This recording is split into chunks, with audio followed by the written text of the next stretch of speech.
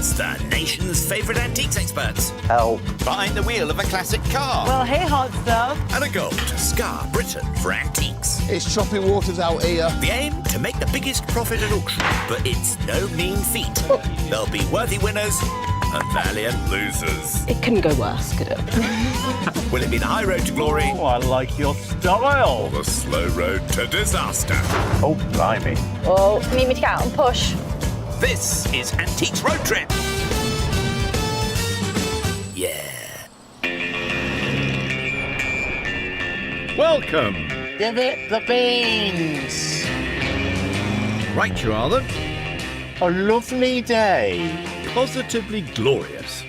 Now, we have a burning question. And what colour would you dye your hair? Blue. Don't they say blue is the kindest colour? That's a new one. Yeah, it's the fourth leg, with a couple of fabulous auctioneers. Bamboo King, James Braxton, and Queen of Sparkle, Izzy Bomber. Izzy, do you have a guilty pleasure re-antiques? Oh, not that springs to mind. Well, we know what James's will be. How about you? We're taking bamboo out of the mix here. Bamboo out of the mix. That's not fair. He loves the blessed bamboo.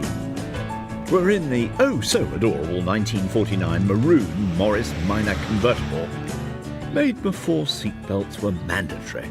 I'm a fast starter. You are indeed, James. Nice of you to tell us, James. Last time, we were scaredy cats. I'm a bit frightened of coins. Coins and stamps as well. Oh, James was musical, Morocco. and Izzy had a bouncy time. But at the auction, at £320. Oh, I just love it, James. Izzy stormed it, And it is no doubt. meaning it's 2-1 to our gal Izzy. Well done, Izzy. No stopping you, girl. I'm really chuffed. Thrilling times, because anyone could clinch it. Whoever wins the most auctions out of 5 is the road trip champ. You found a sleeper. I did. Well, I loved it. I know you'd say go with your head, but sometimes for me, actually, it's going with your heart. It definitely worked last time, Izzy. This tour began in Derbyshire, had a run around the Midlands, a nosy in Staffordshire and Shropshire, and there'll be a final hurrah in southwest England, ending in Kingsbridge. Do you like climbing? In reference to what? Technically. I was concentrating on trying to get the car up a steep hill. He's a funny old fish, isn't he? Our revved-up road trippers are in Somerset, shopping all the way to Sherborne in Dorset.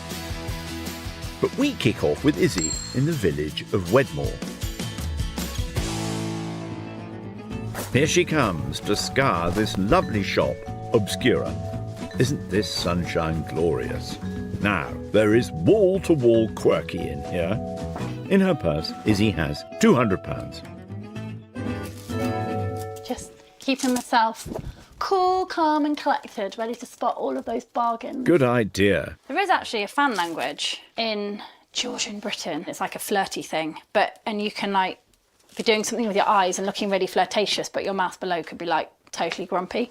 But I don't know the language, so goodness knows what secret message I'm giving to someone right now. Yeah, I think you just told me to get lost. Let's leave Izzy to rummage around. James! Our fellow is just a little north in the town of Axbridge. Back in the 13th century, King John granted a royal charter here. And one of the perks was holding local markets. Our lovely emporium is located on the medieval market square. Perfect for King Jimbo. Ripley Antiques and Vintage, here we come.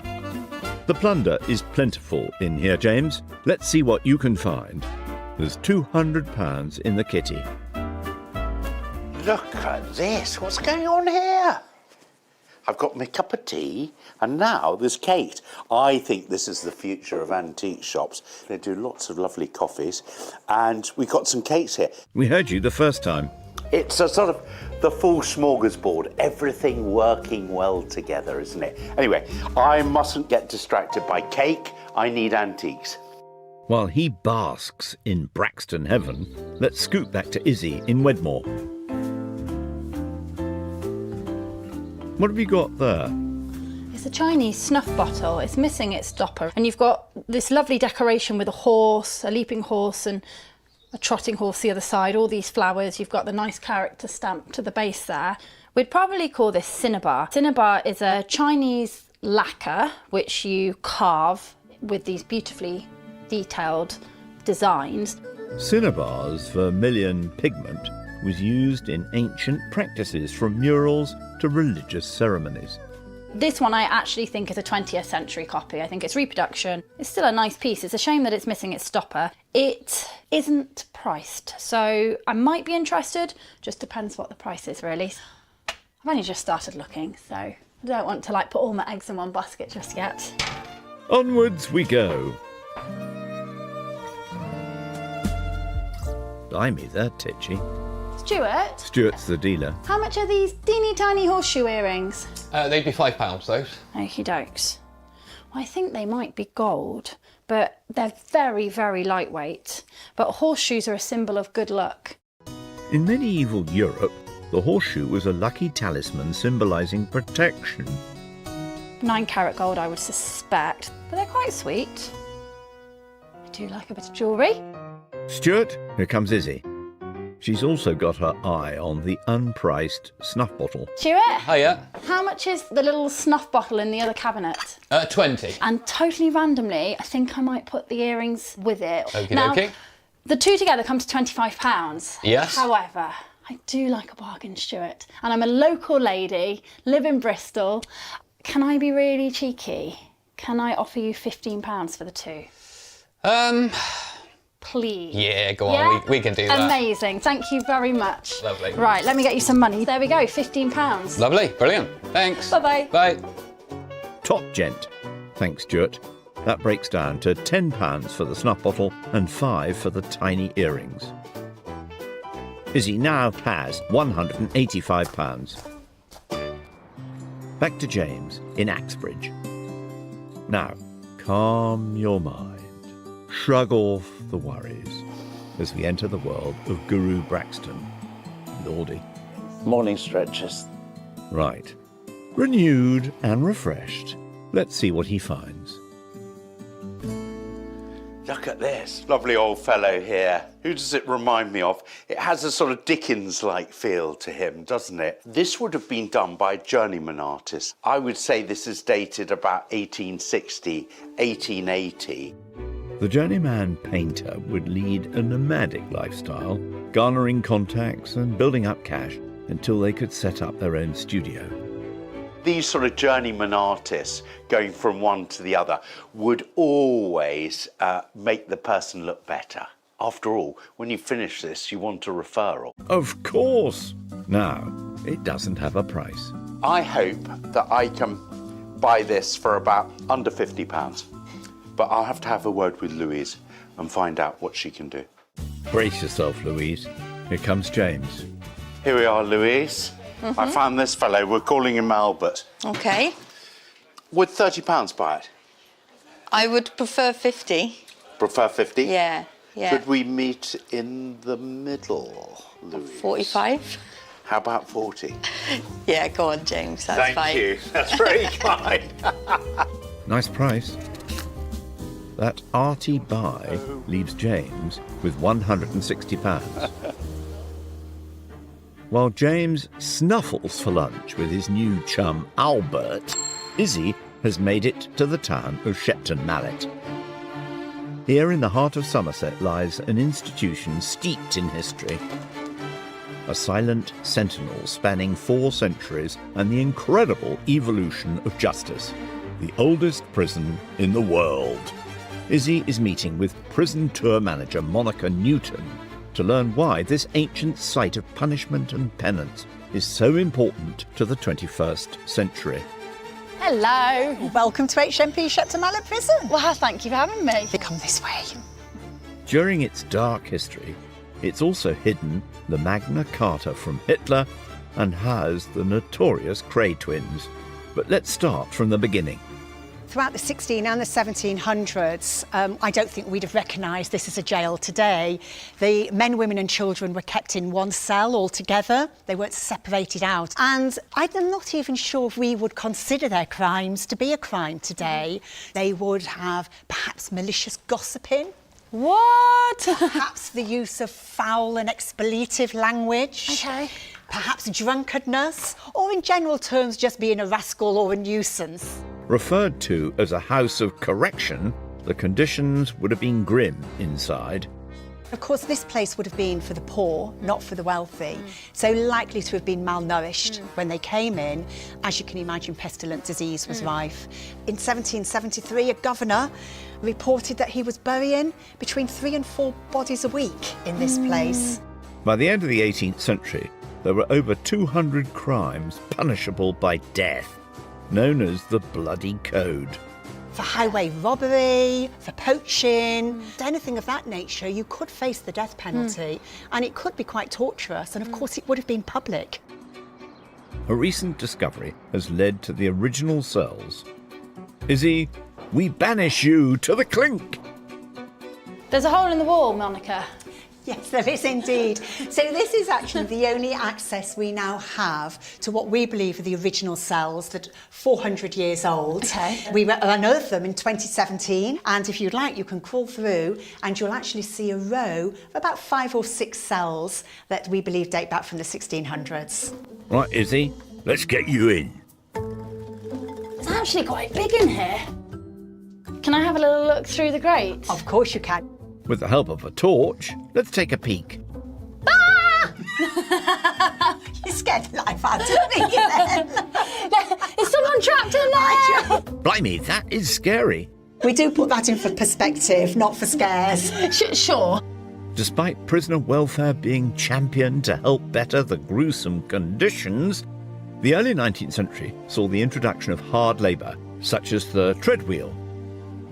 This was once the exercise yard. In the 1800s, this followed the silence and separate system. Women would have been veiled, the men hooded, so there would have been enforced silence, and each prisoner would have been in a separate cell. And the idea behind that was so that prisoners couldn't corrupt each other's minds by mingling together. But of course, it resulted in a lot of harm to mental health. It's one of the reasons why so many asylums were built during the 19th century. So it could have been for up to 3 months. The onset of World War II heralded a new role. It was one of 5 glass houses, which is the slang term for a British military prison, and it remained as a British military prison up until 1966, apart from 3 years during the middle of the Second World War, between 1942 and 1945, when it was a US military prison. But it wasn't just military prisoners that were held here. Over in the Victorian wing, The British government took it as a hiding place, and from 1939 to 1945 it became the Public Records Office. Now, the Public Records Office, in summary, is every single legal and historical document you can imagine from 1066 onwards. So there was a copy of Magna Carta, both the Little and the Great Domesday books were here. I have heard that William Shakespeare's will was even here. So all of this sort of hugely important heritage, of course they didn't want it getting damaged, being in central London, so it was archived here for those 6 years. And at the end of the war, it all went back to London, where I believe it's all nice and safely stored to this day. Thank you so much. It's been really insightful having a look around. Well, you've been well behaved, so I'm going to release you. Glad to hear it. by 2013, due to its age and size, the prison was closed until it began a new chapter as an important historical landmark. Within the heavy confines of the austere stone walls, Shepton Mallet Prison is significant, not only in age, but is a crucial reminder of the fragility of freedom and our enduring quest for justice. Safely out of the slammer, Izzy's back with the governor. What shall we do with our newfound freedom? How much of a camper are you, James? I love camping. Nature's sounds. You're sleeping in rhythm with the earth. Lovely. Nighty-night.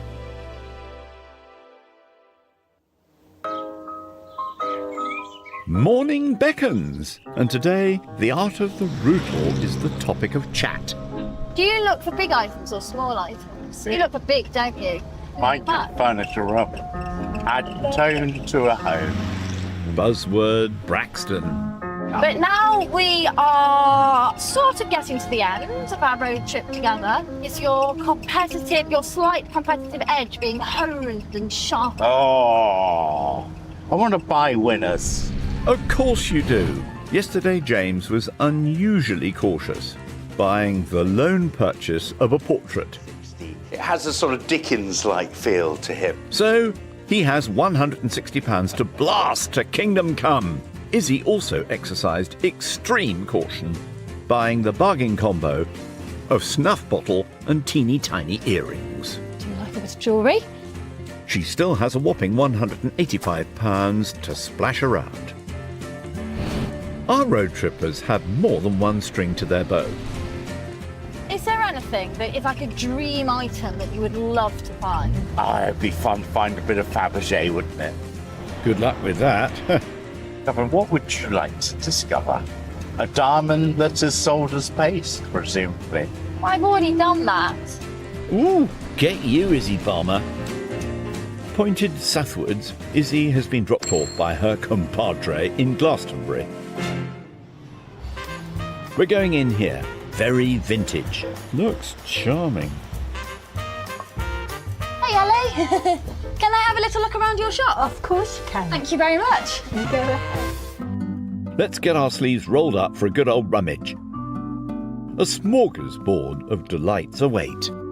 I do like small shops because I get very overwhelmed with big shops. It's perfectly bijou in here. Much more manageable. But Ali's on hand to help a foraging Izzy. I like this though. Oh wow, so this is like, well, we're just out of Edwardian then at 1912, but an early 20th century, what was it, ring stand? Yeah, it is. That's a little ring stand, I think. You'd have to put quite narrow rings on because it wouldn't hold a lot, No. would it? Could do earrings, I suppose, as Yeah, well. yeah. And then this glass little thistle at the top. I don't know if it's glass or Do you if think it's citrine? citrine. It could be citrine. I would have said glass only because the Yeah, facets yeah. are quite smooth, but... This is a job for the loop. So glass, definitely glass finial. It's got very soft facet edges and it's also very cloudy and glassy inside. It's just not the sharpness that you'd expect of a citrine. Now, I really like this. It's quite unusual. And we've got a full set of hallmarks here on the silver. We've got a strong Scottish theme going on here with the thistle. And in the 19th century and early 20th century, there was a real love for Scottish items. And you see the thistle design in a lot of things. This attraction was largely due to Sir Walter Scott. His romantic novels, as well as a royal visit from a kilt-wearing George IV, ensured Scotland was a 19th century tourist hotspot. I just think it's a really sweet, charming little piece. What I don't like is the price. The price is £98, which does seem quite a lot to me. But I'm going to see if Ali can come down on that price because I just quite like it, really. Yeah, while she rummages further, let's see where James has gotten to. Oh, I think this has no place on this farm. I need a tractor. JB has gone rural. He's in the Somerset village of Mudford. Located on a working dairy farm, oh hello, lies the aptly named The Curious Cow. Since the ladies moved out, the cowsheds and the old dairy have been transformed into an antiques paradise. I know, Daisy, but you've got a new Des Res now. Really lovely. There's Jimbo, loving it. Glorious day, and I'm getting that lovely farmyard fresh smell. Here we are. Oh, what a cavernous, what a lovely barn. The place is festooned with antique delights. Let the snuffling begin. This is what I like. This is my natural environment. I like a jumbly room. I like a room with lots of odd things. He's like a pig in Whoopsie. James has £160 to play with, remember? The only problem about choice is that you've got a lot to look at, but I'm immediately drawn by a bit of colour. I've got a lovely heavy weight here. It looks like a paperweight. It used to be a big thing years ago, especially in the Victorian period and 18th century, of pressing flowers. This is done with hard stones, and we've got blue, we've got lapis lazuli, and some of this lapis lazuli has got gold in it. We've got a bit of gold in there. We've got lots of agates, coloured agates. Oh, we've got a bit of amethyst there. Stone inlay like this is called pietra dura, Italian for hard stone. A noble craft flourishing in Renaissance Florence and taken up elsewhere extensively. £68? Don't think that's too expensive for something rather glamorous. This would look good on a desk or a table. I think I can get that down, though. OK. Let's leave James to his rural idyll. What of Izzy in Glastonbury?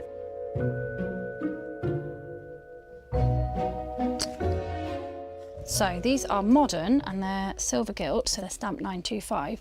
But what I like about them is the look. The look of them is older. I can see that we've got Victorian influences here. But also the other thing I like is we've got rubies. Now, admittedly, probably synthetic rubies, but nevertheless rubies. And what does look to be a tiny little diamond. Izzy's a top-notch gemologist, so she really knows her rocks. They're £35. It's actually not a bad price. With some discount there, I think they could stand a chance. And it's a sort of piece, it's a bit of a specky piece, bit of a risky piece. But I could be interested in those depending on the price. Gathering momentum, Izzy. Back to the big fella in Mudford. La la la la. He's so cheery. Such variety of things. But something that sticks out to me is rather restrained. It's rather stylised, isn't it?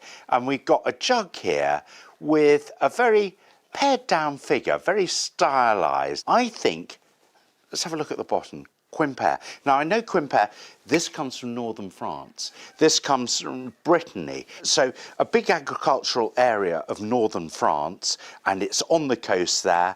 And I think this is a idealised milkmaid. Quimper has been a pottery town since the early 18th century. A lot of the pottery motifs are a nod to traditional costumes worn in the region. Oh, I can feel something. I can see it now. There's a little chip on the spout, but it's so small, I think we can get away with it. It's a lovely jug. What's it priced at? 28 quid. I really like it, and I'm definitely going to go for it. Love it. Now, yoo-hoo! Izzy. Oh, I know exactly what that is. This is a Charles Horner brooch. It's a Charles Horner clover leaf brooch. Izzy's a full-on sparkle hunter today. Now, I say this, I really need there to be some Charles Horner hallmarks on it. Loop time again. There they are, on the stem. Now, it's in silver.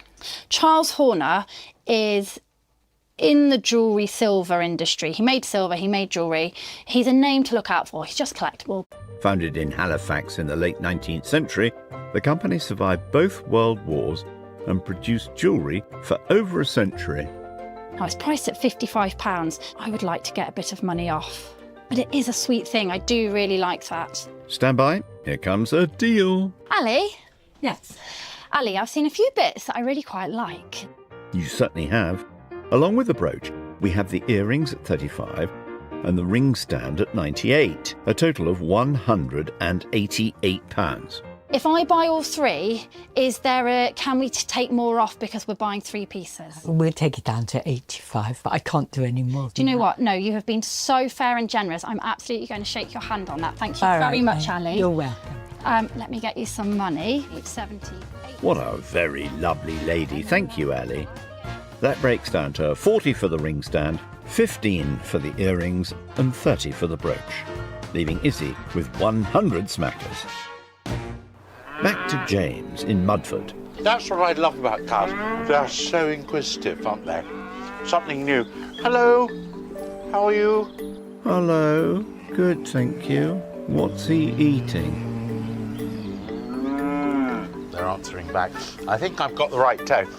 Remember, a moo comes from the diaphragm. You're milking it now.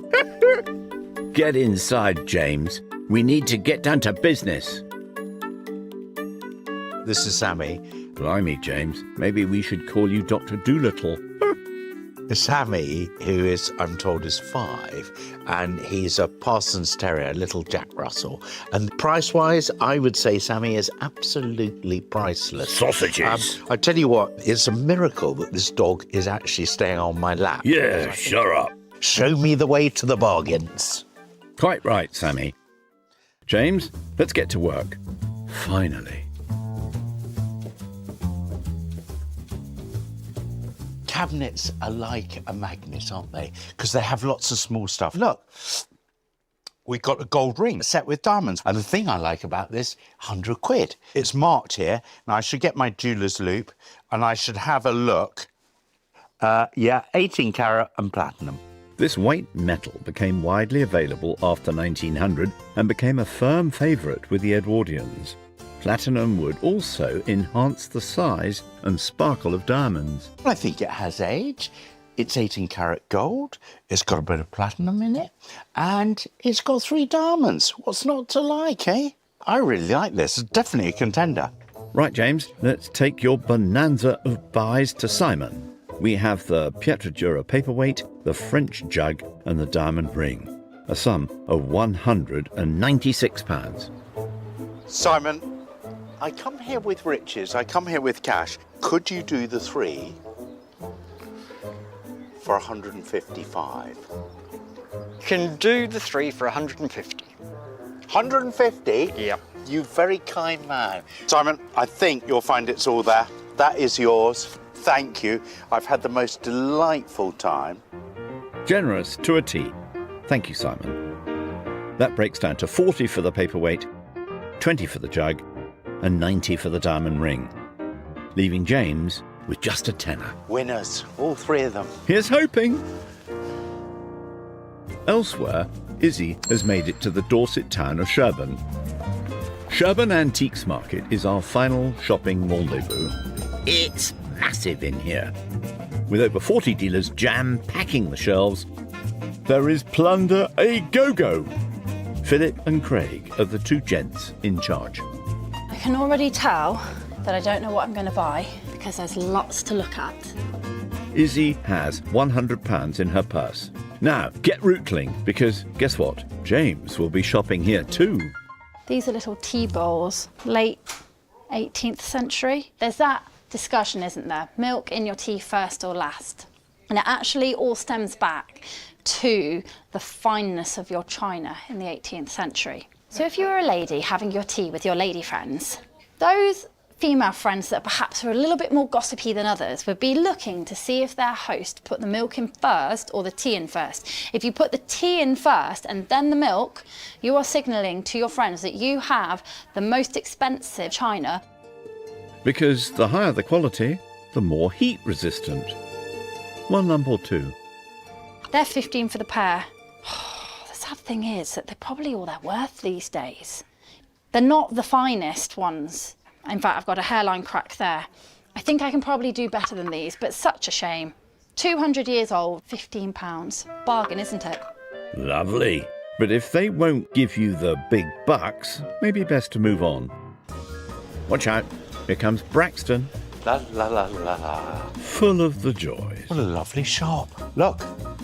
Oak, textiles, the full gambit. Better late than never, eh? He's only got £10. Glasses, look at this vintage. Wow. Don't worry, I'm disguised as Audrey Hepburn. It's uncanny. Let's leave James, to continue his search. Elsewhere, in this vast city of antiques, I spot our chum Izzy. There she is, look. So I've got a box here of Regency and later 19th century gaming counters. So these are pieces of mother of pearl and they're all engraved. I like that these have been used back in the Regency period in the 19th century. People like to entertain themselves and they like to play games. And so I just like the idea that, you know, people, friends have played with these and had fun. Oh, we've got a fishy, so that's a nice one. The fish, like a little pike, that's a much more interesting one than the rectangular ones. Fish shapes were popular during the Regent period and would have been used in a card game called Lottery. It was so fashionable that it's even mentioned in Jane Austen's Pride and Prejudice. So sometimes these can do really well at auction, particularly when you've got the more decorative ones. I mean, there's a lot of them in here and they're priced at £5 each, but if I'm really honest, I kind of want to get the whole lot, really. I think it's a nice group lot. And I'd be looking at, I don't know, I mean, I've not even counted what's in here, but £40 or £50 would hopefully give me a chance at them making a profit. Right. Best have a word with one of the chappies in charge. Hello, Craig. Izzy, you found something? I have. I found a box of these mother of pearl gaming counters. Perfect. Now, the ticket says £5 a piece. I haven't counted them up, but there are a lot in there. However, a lot of them are, to my mind, these more plainer, shall we say, rectangular ones. But there are a few fish in there, so some of the nice ones. Could I offer you £40 for the whole lot? Oh, Izzy, that's like, I can't. It's got to be 45 at the very least. Do you know what? 45, absolutely. Brilliant. Thank well you very done. much. 40 and 5. Perfect. I think you'll make a killing with them. Yeah, gentleman and a scholar, Craig. That neat little pie leaves Izzy with £55. Back to a roving Jimbo. I've been told there's some bargains out here. We got mirrors. What's this? I know what this is. This is for rice. And look, what's this? This is a mad painting. So we got something in yellow and blue. We got some initials and we got a date, 1963. Well, that's spooky. I was born in 1963. Get out of town. I think it's quite a fun composition, isn't it? And there's a real vogue now to have contemporary art amongst antiques in country house interiors. It's got a label with £15. That's a great sign. If I could get this for a tenner, I think I could definitely make a profit at auction. I like it because I don't know a lot about it, and I'm hoping Philip inside will tell me. And, you know, dated 1963. Good things came out of 1963. Port, this picture, and me. It's a dead cert then, isn't it? Stand by, Philip. Philip, I have found something. It's a very contemporary, rather fun modern art picture, isn't it? Yeah, we bought a job lot. It actually came from Sanford Orcus Manor in Dorset. They had a big sale earlier this year. Okay. And it was painted by one of the relatives. Okay. She was Cecily de Beer. I like it. It's 1960s. It's Yeah. got some strong shapes going on, hasn't it? Yes, yes. Could it be a tenner? It can be a tenner, yes. Philip, I will take that. That's very kind of you. Excellent, I'm thank you. just searching because I've got Remnants of cash. a very lonely tenner. Oh. And it's yours. That lovely buy means James has spent every single penny, and the shopping is now finito. Successful? I think so. You? Yeah, very successful. What? I'm holding it. They eventually found one another. Back in the Morris, I want to win this one. I want to be back in the game. I think you will be, from what it sounds like you've bought. we shall see. Best get some shut-eye, eh? All aboard the auction fun bus. Thrilling times. Full steam ahead. Well, you've got to win this one to stay in the game. I've got, oh goodness, don't remind me.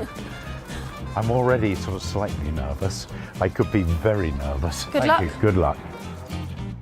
After a jolly good snuffle around Somerset and Dorset, our pair have arrived in Grantham in Lincolnshire for the fourth in a best-of-5 auction contest at Golding, Young and Moore. For sale in the room, on the phone and on the World Wide Web. Commanding the rostrum is Colin Young. Loving the new beard, Cole. £70 and done at 70. Izzy bought 5 lots for £145. Thoughts, please? The thing that's going to get the most interest are going to be those gaming counters. Mother of pearl, we do get so many bidders for these, so I think it's going to be all in for those. James blew all his £200 on 5 lots. What's your favourite, Colin? The Pietradura paperweight. Yes, 19th century, they did produce these en masse as souvenir wear, but the quality there is superb. Thank you, Colin. Back to our excitable twosome. There's lots of lovely stuff, isn't it? It's busy, it's full. Yeah, it's certainly full, isn't it? First up, it's Izzy's combo lot of snuff bottle and tiny earrings. For every snuff bottle collector without stocking this, they also want a pair of teeny tiny horseshoe earrings. £5 up. Oh, Colin, don't. 5, 6, 7, 8 bid, £8, 9 bid, 10, 10 bid a bid, 10, 12 now to a C, 10 bid a bid, 10. They are 9-carat gold stud earrings. They are, yes. 10 bid, 12 bid, 15 now, 15 bid to a C, 15 bid. Come on, Colin, come on, Colin. 18 to a C now, then 15, 16, 17, 18, 19, 20 at the back of the room, 20 to a C, 20 bid. Thank you. I have 20 standing at the back of the room. 1, 21, 22 bid, 22 in the blue. We've got some gold They're on. lovely 23, earrings. You just need a bit more. Back of the room selling at 22. Well done, well done. Oh, a little profit. Great start, Izzy. The titchy horseshoe earrings worked a charm. Nobody wanted the snuff bottle. You should have just got bigger earrings. Yeah. Your turn, James, with the colourful 1960s painting. Looks very odd. £30 bid. 30. Wow. 30 bid. Well done. Looks like 30 with a fair wind. The gale goes at 30. That's good. Good. Another profit. Long may it continue. That's a triple bubble. Steady work. Steady work. Ah. Now for Izzy's Regency gaming tokens. Can they coin in a return? Sometimes these can really fly. That's what I'm sort of hoping. 20 bid. Looking for 2 now. Then It's hoping for it to fly. It's not flying, is it? Got to be worth a gamble at this price. Absolutely. £20. Hammers up then. You've all seen them. Oh, dear. Maiden bid takes them then. Oh, well. That's a shame.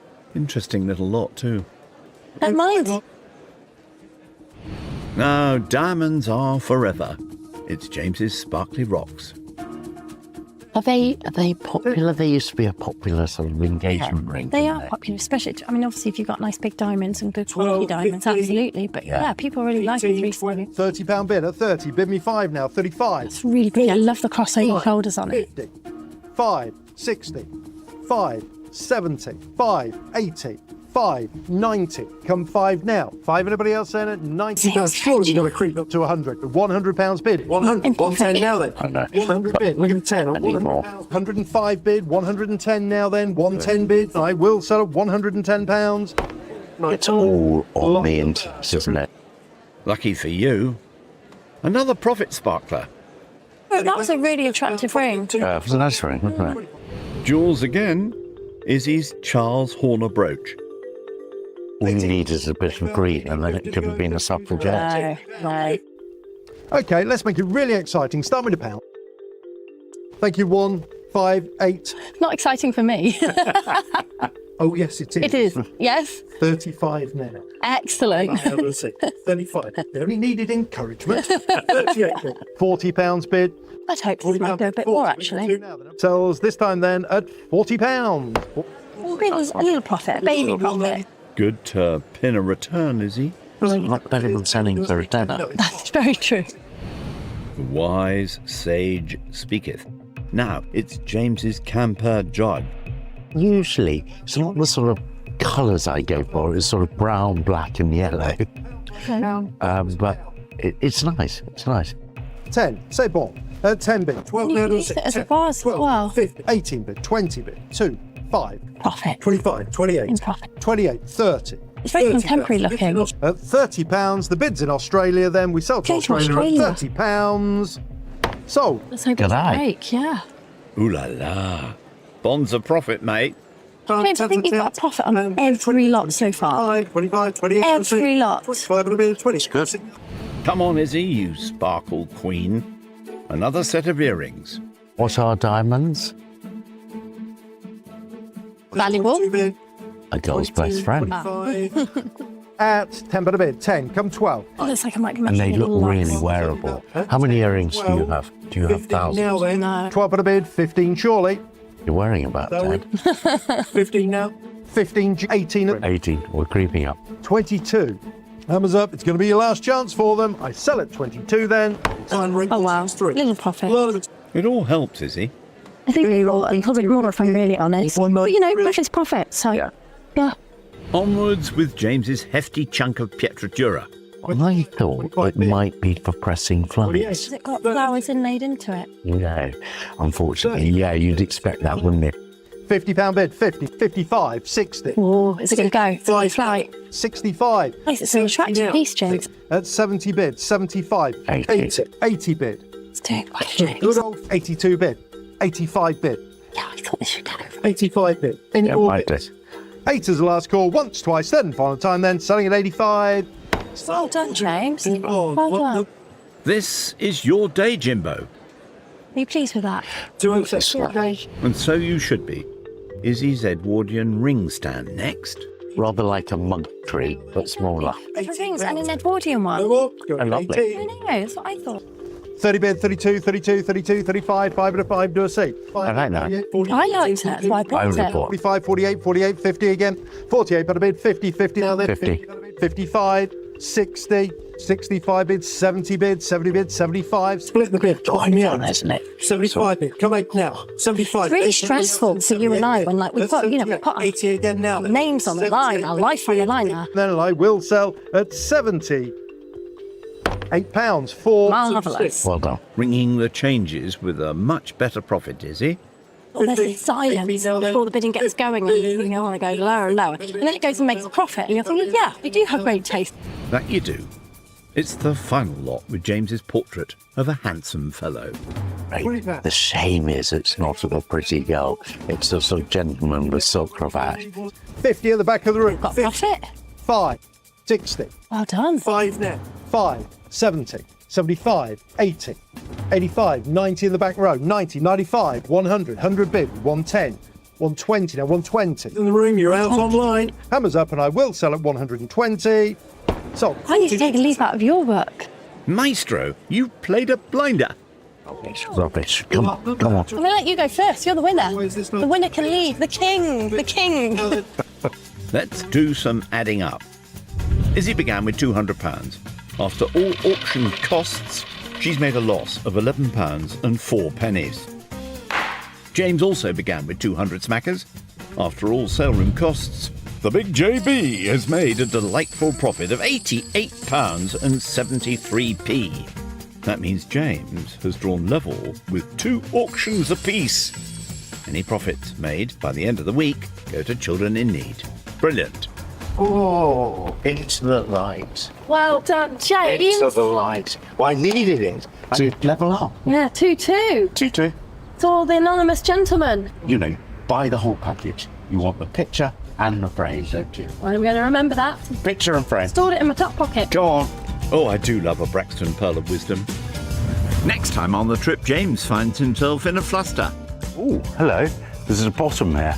Isn't that funny? While Izzy uncovers a hidden history. Staggering, isn't it? 250 years old. It'd be nice to give it a new home. As they both go head-to-head in the final decider. This is actually close. I'm not sure who's got this.